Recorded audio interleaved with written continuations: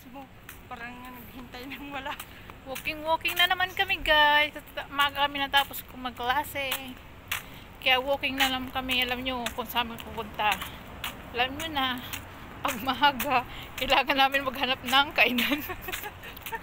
Yan, nananabaan na kami sa kainan sa kapitbahay. Kaya tumataba na kami kasi yeah, kasi may supply kaming pagkain, you know.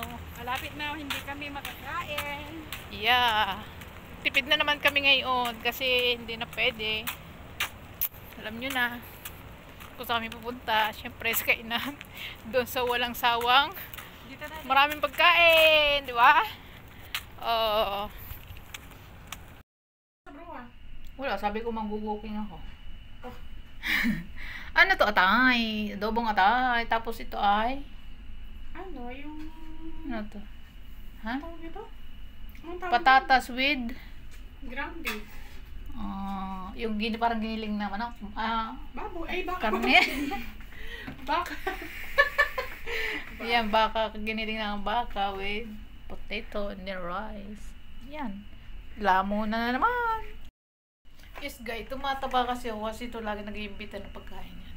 Tarantado. Naawala ako sa inyo kasi hindi kayo makakain. Siya lang daw po ang siya po ang tigaluto namin pagkain every night. Siya.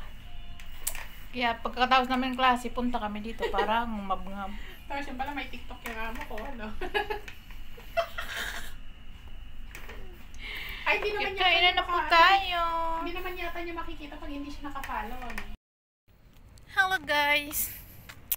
Pauwiin ako, galing ako sa kainan, di ba?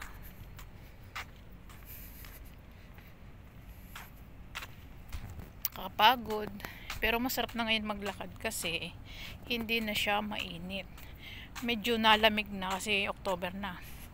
Sa Sunday, October na kaya. Hindi na siya mainit. Masarap nang maglakad.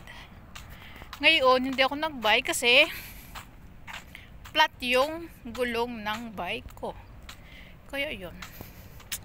Walking tayo. Nahapo naman ako.